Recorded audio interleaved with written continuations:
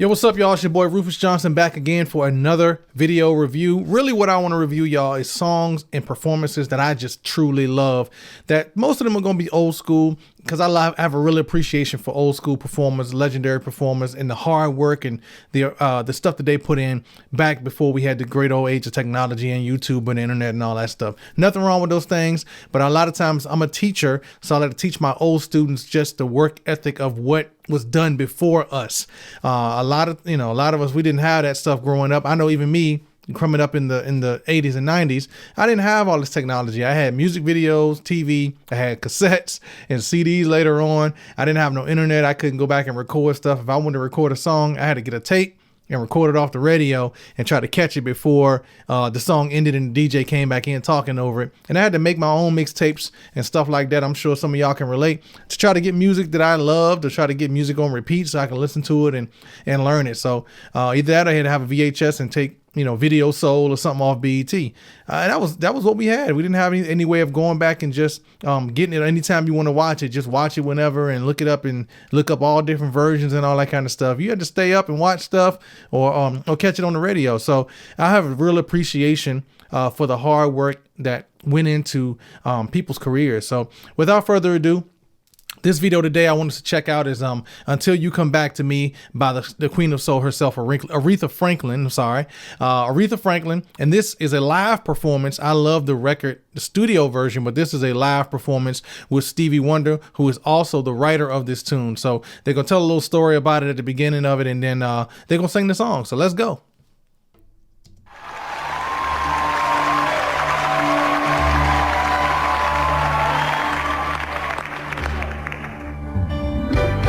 This might be written and produced by Mr. Stevie 2000s. Wonder. Called me late one night and said, "Ree, I got a song for you." I said, "I'll take it." He said, "Send somebody down to get it." How you just call somebody up and be like, "Yo, I got this song," and she's just like, "I'll take it," and they just go record it, and it becomes, to me, this is one of my favorite songs. Maybe because I like Stevie's writing and I like his sound. But Aretha Franklin's voice over top of this is just crazy, yo. Crazy.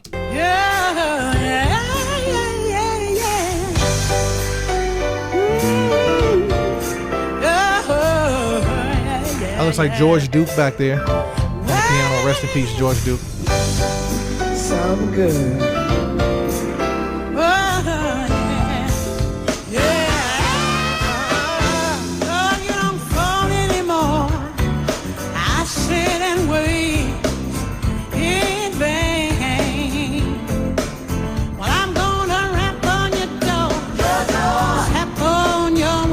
I like that little tap tap. I'm gonna tap tap tap tap tap, like the tap on the door. I like that sound effect with the snare drum. That's, I think, in the record too. There's a couple of songs that have done something like that. I think of one Ray Charles one, "Why I Love You So" or something. Something when I hear knocking on my door. I don't know. I can't remember the words, but it was in the movie Ray. I remember that.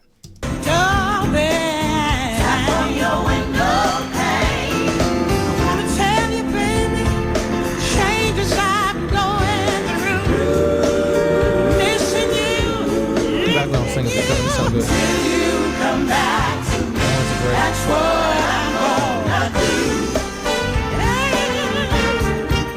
Why did you have to decide? You had to set me free. I'm gonna swallow my pride. Beg you a reason. Now, I know this song is in a different key. The original key is a different key than this one, but I'm sure they had to change keys to get Stevie to be able to sing it along with her. And the original key is probably too high for Stevie to sing, and they had to probably make some arrangements for it to be sung live. So that's what that is. I'll be wondering, low key, how does like Stevie remember all the words? How does he remember the words to all these songs like years and years later? Sometimes I wonder if he's like making it up as he goes, because I never really pay attention to what he's saying. It's like he's so magnificent, you don't really pay attention to the words on stuff like this because he's just playing and he's just being Stevie. But I always wonder, man, is he singing the right lyrics, or is he like kind of making them joints up as he goes? I think he kind of does that sometimes.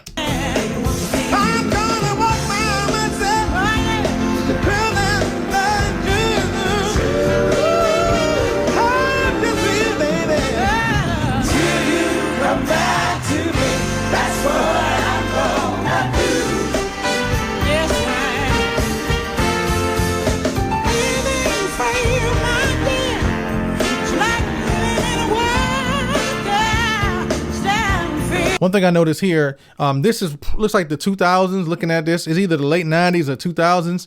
So by this point, Aretha, I think Aretha has always had an issue or a thing with smoking cigarettes or not smoking or whatever, and it affects your voice over time. So I think with Aretha, what it did, that higher register, that same power she was singing, like you think of her singing Respect or something like that, that same power on those high notes. She still hits the notes, but it's not as much power. It's way more air in the sound. So I'm noticing that here. Hear my plea, Hear my plea. gotta make you see.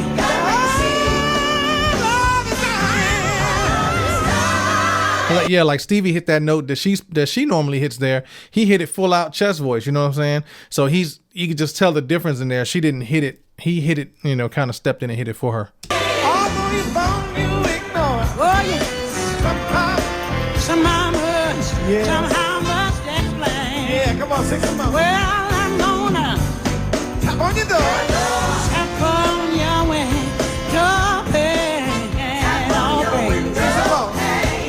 Gotta get myself Can't find your step, through the love is mine through to you.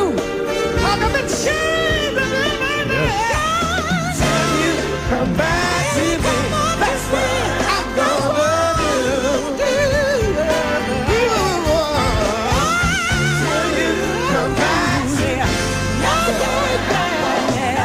I'm too excited to be singing. I want to hear you sing, Aretha.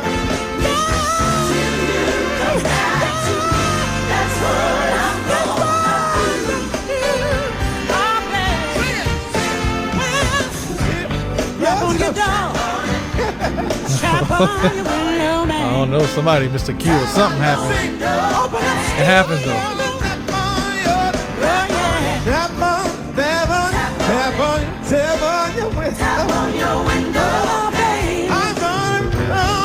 Just gotta keep rolling with it, man. We just have fun. Most people don't even know it's a mistake unless you're like a musician or like most people just, it's all good.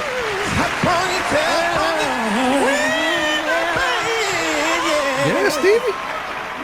Yeah, man, that's good. Yo, so that's that one, man. Just overall thoughts, man. Incredible. I know they're both like older at this video, but sometimes that's cool. I like to see them perform at different stages. There's another video, not a video, performance of this one from 1974, I believe. The YouTube video only had the audio. It didn't have the video along with it. I would love to see what it looked like as well. But yeah, man, that's part of when you look at people's careers, especially when they have such a long career like a Stevie Wonder or Aretha Franklin, people like that, look back. Look, you have YouTube now. I did not have this growing up where you could go back and you could just pull up a song and pull up live and all these live performances, and you can study what they did on this one versus what they did on this one. Like the floor is wide open for us to be able to know more and more stuff. So there's no excuse for us not to know. And this is like a direct thing for students that I teach. Man, we've got to be better. We've got to be even better than the folks that came before us because we've got so many more luxuries that they didn't have. Like they're this incredible just because they got the time in, they got the hours in, they got the reps in. They had nothing else to do. They had no internet. Didn't have telephones like talking about it. They had no TVs like that. They had the radio. So you have to develop a memory, if you can imagine that. Having developed the memory to get songs down and all that, and record players and that kind of thing. Most people didn't own record players when they were first coming out. That was a luxury.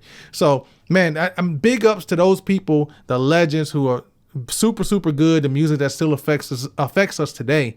And just my salute to them. You know what I'm saying? All right, y'all. Without further ado, I'm going to wrap this one up. Hope you have a great, incredible day. Make sure you're liking, commenting, and subscribe down the bottom of the video to make sure that you stay locked in and stay keyed in when I put up more videos. All right? Y'all have a great day. Peace. See you later.